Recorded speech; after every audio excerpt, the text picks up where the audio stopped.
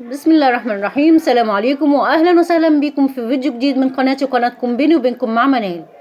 اكيد كلنا شفنا الزلزال العنيف اللي ضرب اهلنا في سوريا وفي تركيا ومن حوالي 3 ايام، واكيد كلنا بنقدم لهم كل التعازي والمواساة وبندعي لهم من قلوبنا ان ربنا يصبرهم وربنا يحفظهم باذن الله.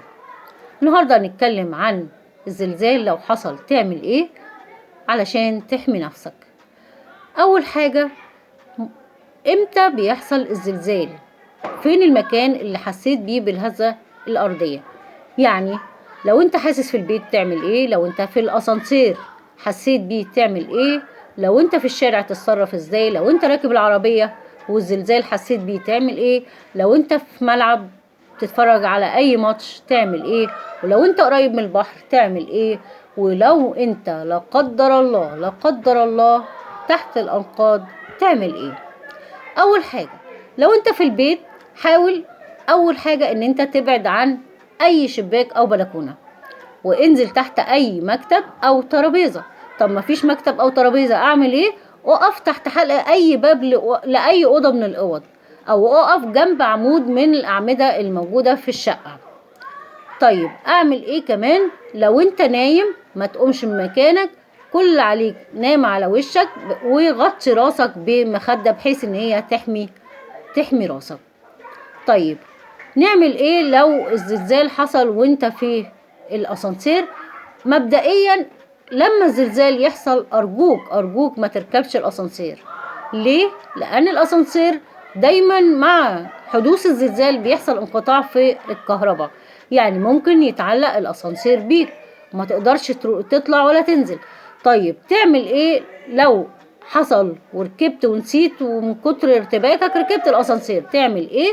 كل اللي تعمله انك تنام على ارضية الاسانسير وتمسك بايد في ارضية الاسانسير، والايد التانية حاول تحمي بيها راسك. طيب تعمل ايه لو حصل الزلزال وانت في الشارع؟ كل اللي تعمله انك انت تبعد عن العمارات العالية جدا، وتبعد عن البيوت القديمة جدا والمتهالكة، وكمان ابعد عن أعمدة الكهرباء وابعد عن كابلات الكهرباء. تعمل ايه لو انت راكب العربية وحسيت بالارض بتتهز؟ اول حاجة خفف من سرعة العربية لحد ما تقف بيها. اقف بس ما تنزلش، اقف واستنى لما الهزة تخلص، وهي الهزة ان شاء الله ما بتطولش، هي بتبقى حوالي 40-50 ثانية بالكتير قوي.